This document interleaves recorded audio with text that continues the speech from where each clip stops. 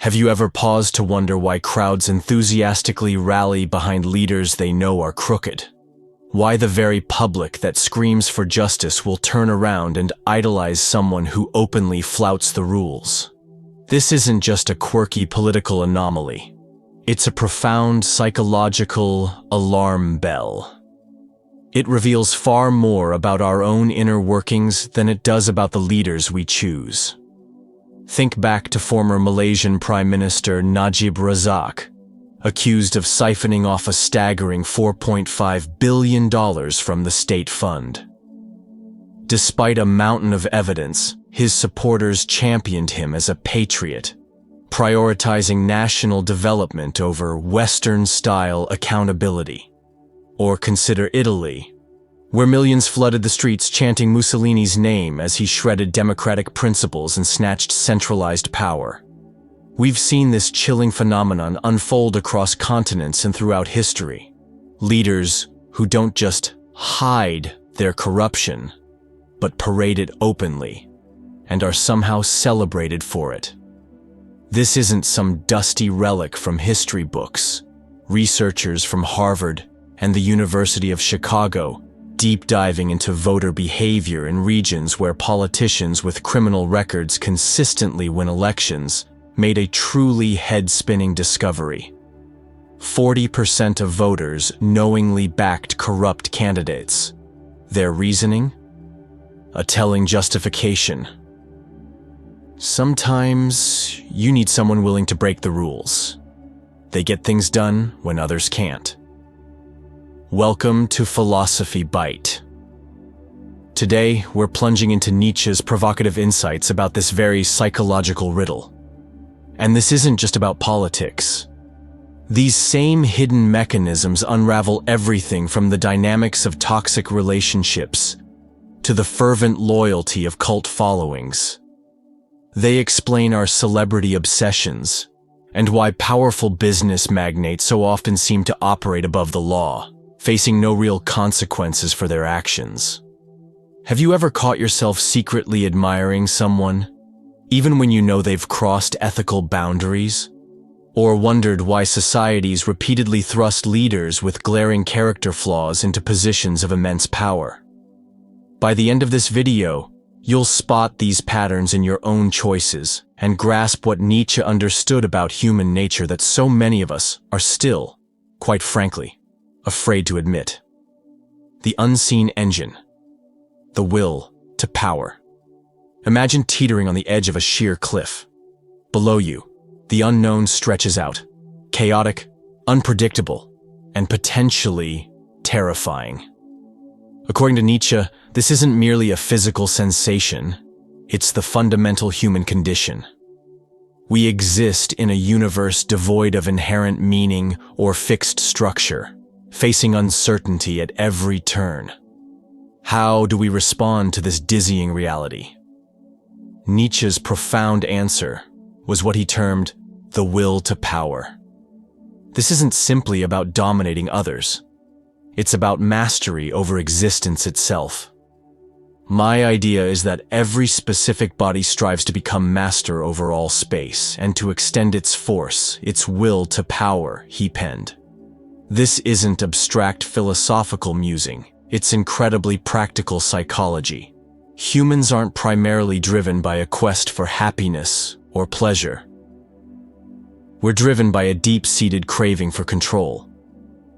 We desperately yearn to feel that we understand our world and can navigate its turbulent waters effectively. When personal control seems to slip through our fingers, during economic instability, social upheaval, or even personal failure, we become acutely vulnerable to anyone who offers us even a sliver of their apparent power.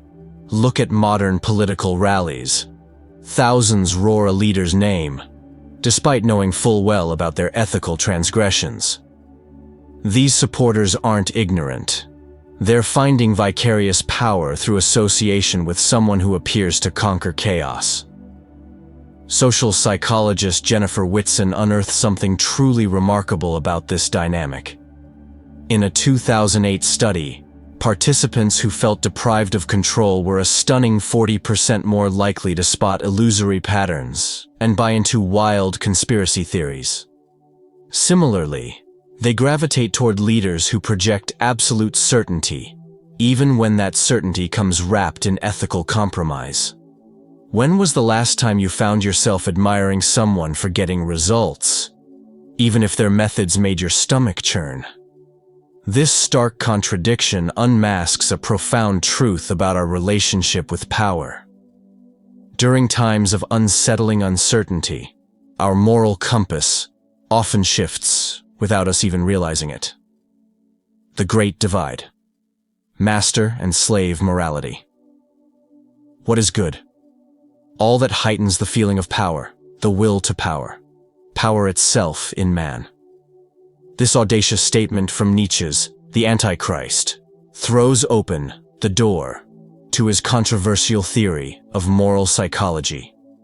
Nietzsche identified two competing moral blueprints that have shaped human history: master morality and slave morality. Master morality cherishes strength, achievement, dominance, and excellence. It defines good as anything that showcases power, and bad as anything that betrays weakness. Slave morality, which Nietzsche believed sprouted among oppressed peoples, elevates humility, empathy, equality, and compassion. It labels the powerful as evil and the humble as good. Modern democratic societies officially embrace slave morality. We publicly laud equality, compassion, and fairness. Yet beneath this consensus, a fascinating tension simmers. Many people secretly admire naked displays of unapologetic power.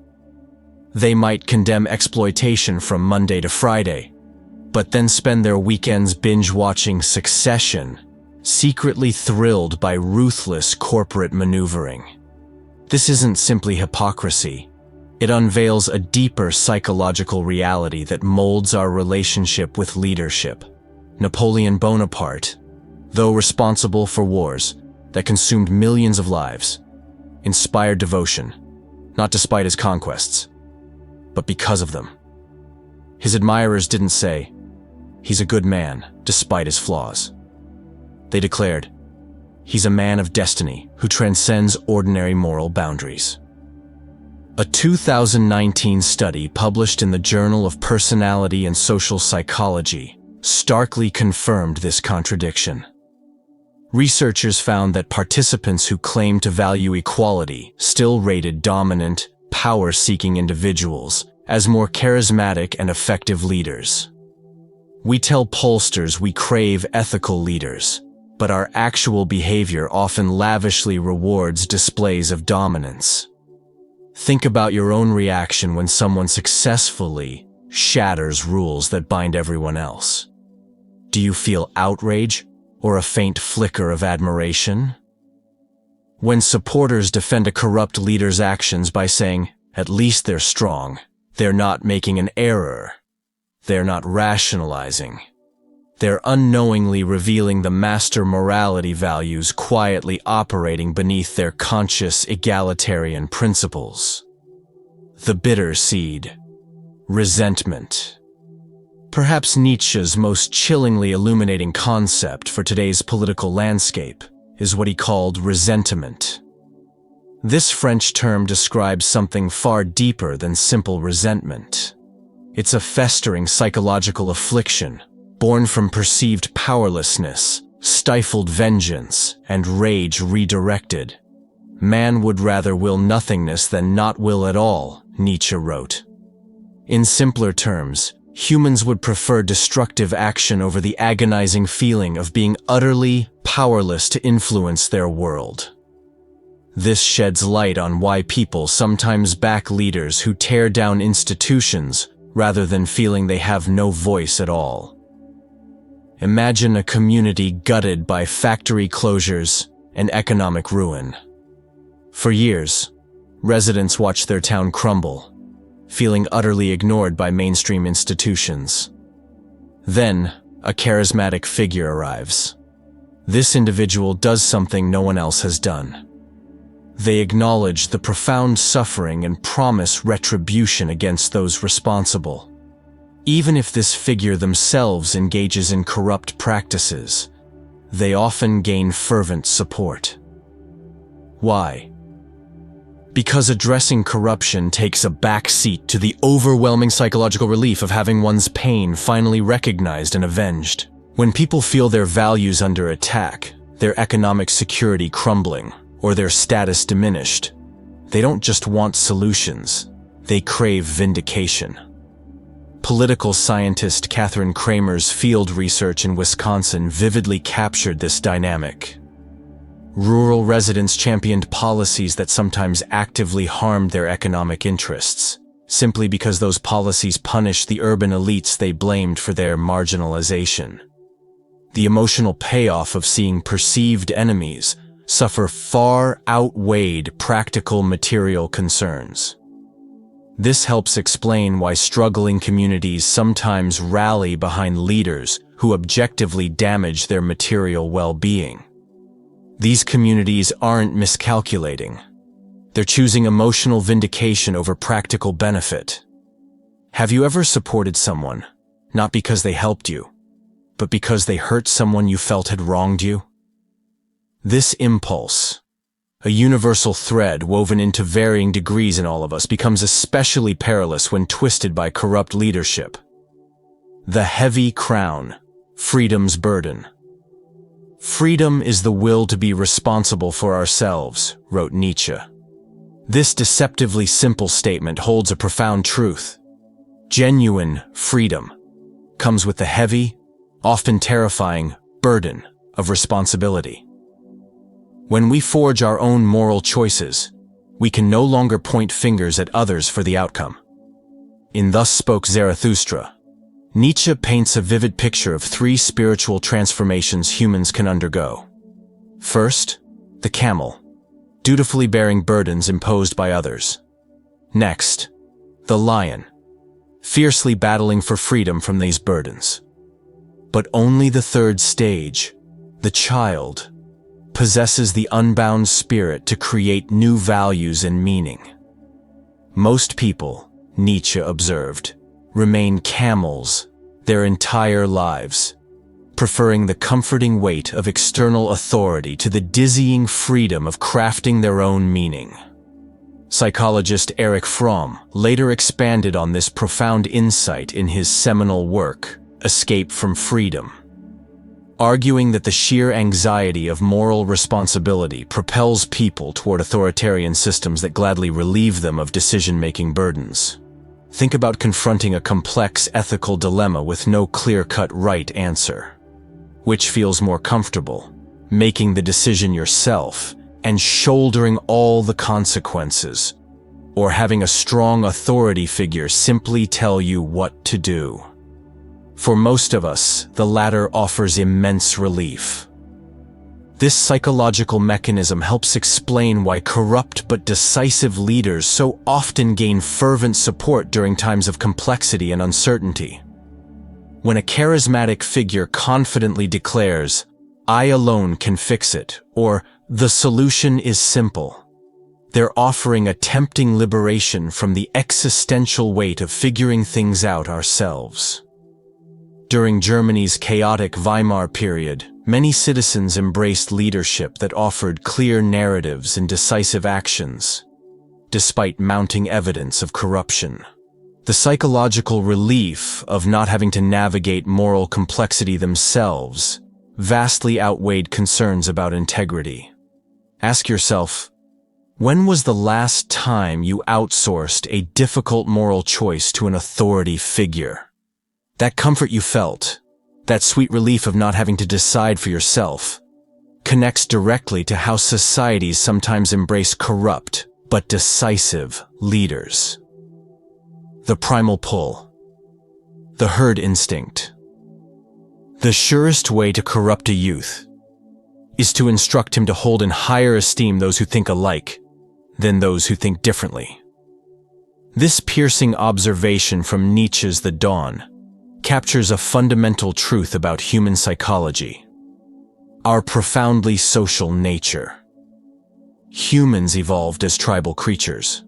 Our ancestors survived not through individual strength, but through group cohesion. This ancient evolutionary inheritance makes us instinctively seek safety in collective identity and consensus, what Nietzsche called the herd instinct. This instinct serves many positive functions. It fosters cooperation, builds vibrant communities, and creates shared meaning.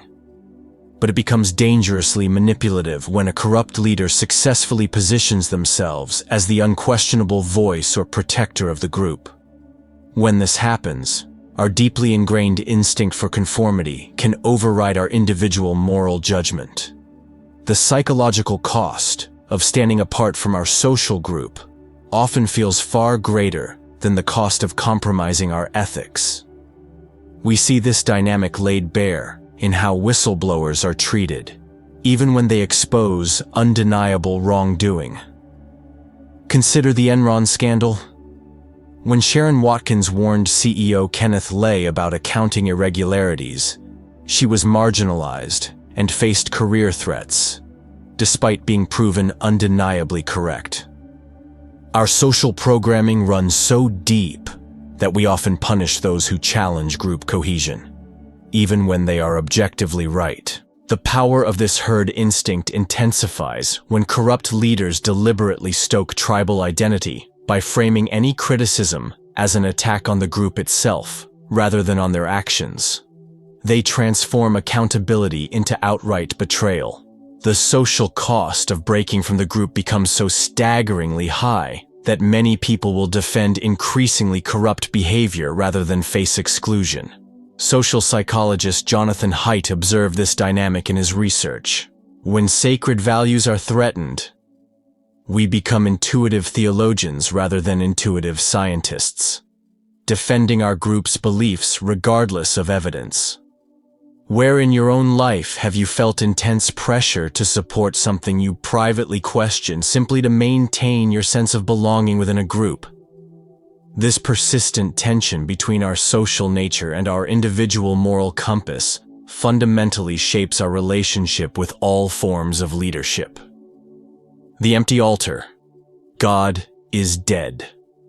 God is dead, proclaimed Nietzsche's madman in The Gay Science. With this infamous declaration, he wasn't merely expressing religious skepticism. He was announcing a profound psychological crisis. Without divine authority, who or what provides meaning and moral guidance? Despite the undeniable decline of traditional religion in many societies, Nietzsche observed that our psychological need for something to worship remains unchanged. In Thus Spoke Zarathustra, he offered a chilling warning that resonates powerfully today. Beware that a statue does not crush you. We can see this hero worship impulse in how we speak about certain leaders and innovators in our culture. She's playing 4D chess. He sees around corners. They're 10 steps ahead of everyone else. These aren't descriptions of capable humans. They're modern myth-making. A corrupt leader who intuitively grasps this psychology doesn't present themselves as merely competent. They painstakingly cultivate an aura of exceptionalism and destiny. Their corruption becomes reframed, not as a character flaw, but as undeniable evidence of their extraordinary nature. Normal rules don't apply to great men and women. History is made by those willing to break conventions. Take Vladimir Putin. Despite widespread reports of corruption and vast personal wealth, many of his supporters reframe these very things as signs of strength and necessity for Russia's resurgence. His lavish lifestyle isn't seen as mere greed, but as a symbol of national pride. By expertly linking personal power to grand patriotic narratives, Putin transforms what might otherwise be condemned into something some Russians defend as an integral part of their national identity. The careful cultivation of a cult of personality isn't just vanity, it's strategic psychology. When we elevate leaders to heroic or even quasi-religious status, we become deeply invested in defending their mythic image rather than objectively evaluating their actual behavior. Psychologist Dan McAdams discovered something remarkable in his research. Supporters of controversial leaders often deeply integrate their personal identity with narratives about the leader's greatness. Abandoning the leader would require reconstructing their own identity, making criticism feel like a profound act of self-betrayal. Do you have heroes whose flaws you find yourself defending or minimizing? Our deeply human need for idealized figures is undeniable. But it's also a vulnerability that corrupt leaders are all too eager to exploit. The human equation. Archetypes of leadership. In Thus Spoke Zarathustra, Nietzsche introduces two opposing human archetypes that cast a bright light on our relationship with leadership. The Übermensch, often translated as Superman or Overman, and the Last Man. The Übermensch embodies Nietzsche's ideal, someone who forges their own values, bravely embraces life's formidable challenges, and shoulders full responsibility for their choices. The Last Man, by stark contrast, seeks only comfort, security, and the blissful absence of difficulty. They have left the regions where it was hard to live, for one needs warmth, Nietzsche writes. One still loves one's neighbor and rubs against him, for one needs warmth. This vivid description helps us untangle another paradox of leadership. We often throw our support behind leaders who promise to shield us from life's inherent hardships and complexities. This becomes particularly dangerous when trying to distinguish between populist leaders genuinely addressing grievances and corrupt leaders ruthlessly exploiting them. The FIFA corruption scandal offers a perfect, bitter example. Many football fans knew full well that FIFA officials were corrupt, but they supported them anyway. Why? Because these officials delivered what fans craved: thrilling tournaments and national pride, without demanding difficult changes to the sport's entrenched economics or governance. Imagine two political speeches. One says, "The challenges we face are complex and will demand difficult choices and sacrifices from all of us." The other boldly proclaims, "The problems are simple. I alone can fix them without any sacrifice from you," which consistently wins elections across diverse cultures and time periods. The evidence is crystal clear. Political scientists studying voter behavior have made a revealing discovery. During periods of economic or social stress, voters consistently gravitate toward leaders who offer simple solutions and scapegoats, rather than those who honestly acknowledge complexity. Even when they recognize that the simple solutions are unlikely to work, the psychological comfort often outweighs practical considerations. What comforts do you seek from leadership? What complexities are you tempted to avoid? In recognizing our own deep-seated desire for simple answers, we begin to truly understand our profound vulnerability to those who would exploit this desire. Building immunity. Beyond the instincts. The psychological patterns we've explored aren't some unchangeable destiny. Some societies have acutely recognized these vulnerabilities and forged powerful, effective immunities against corrupt leadership. Consider post-apartheid South Africa under Nelson Mandela. Despite powerful incentives for vengeance and exploitation after decades of brutal oppression, the very conditions that typically fuel support for corrupt leadership, South Africa consciously chose a different path. Mandela's Truth and Reconciliation Commission masterfully channeled deep-seated resentment toward healing rather than retribution. By acknowledging people's profound pain while firmly rejecting vengeance as a solution, South Africa created a groundbreaking model for transcending the very psychology that typically enables corruption. Iceland's response to the 2008 financial crisis offers another compelling example. When corrupt bankers and politicians plunged their economy into chaos, citizens launched the kitchenware revolution, surrounding parliament with ordinary people banging kitchen implements. They forced resignations, jailed banking executives, and even rewrote their constitution through direct citizen involvement. Iceland triumphed by cultivating collective efficacy, the shared, empowering belief that citizens, united, can reshape their circumstances. This directly counteracts the psychological helplessness that fuels support for corrupt strongmen. At the individual level, resistance begins with self-awareness. Ask yourself, am I supporting a leader because they deliver tangible benefits, or because they satisfy deeper psychological cravings for vengeance, for simplicity, for tribal belonging?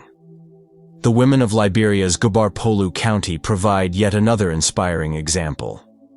After enduring corrupt leadership that brutally exploited tribal divisions, women from across different ethnic groups formed cross-tribal councils that forged powerful new accountability systems.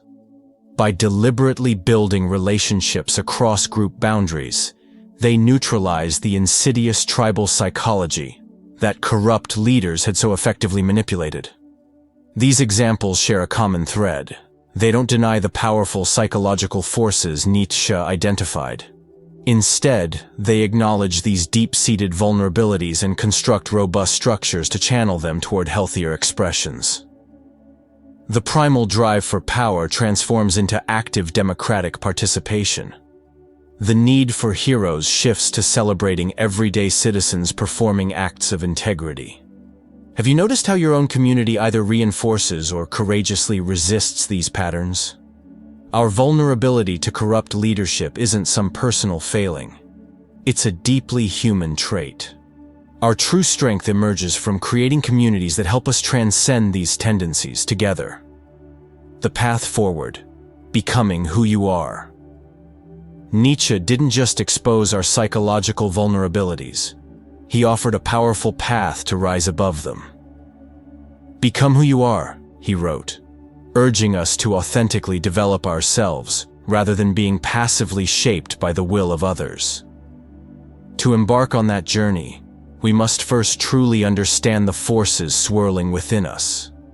Our will to power, our simmering resentment, our fear of freedom, our herd instinct, our craving for idols, and our longing for comfort as the last man. These aren't just abstract ideas. They are the very impulses that corrupt leaders relentlessly exploit. Nietzsche challenges us to embrace amor fati, a love of fate.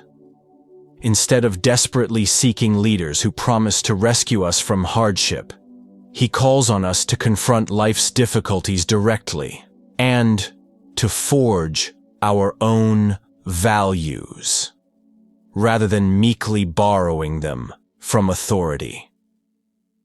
But this path demands unflinching honesty. Why do we support the leaders we do? Is it born from reasoned judgment, or because they satisfy deeper emotional needs for strength, for simplicity, for belonging, or even for revenge? These aren't easy questions. They threaten our cherished self-image as rational, independent beings. But Nietzsche believed we could face them and transform, not by denying our instincts, but by truly understanding and integrating them. That's how we evolve. Man is something that shall be overcome, he wrote. And maybe, just maybe, understanding why we worship corrupt leaders is the very first step in that profound overcoming. If this exploration sparked something within you, don't keep it to yourself. Share it with someone whose mind you deeply respect. The conversations that follow might just help us all become more conscious about who we follow, and crucially, why. And before you go, tell me, Which of these psychological forces do you see most clearly in yourself or in society today? Leave a comment below. Let's continue this vital conversation, not just to understand the world, but to change how we live in it. Until next time, remember, the most dangerous power we can give any leader is the power to remain unquestioned.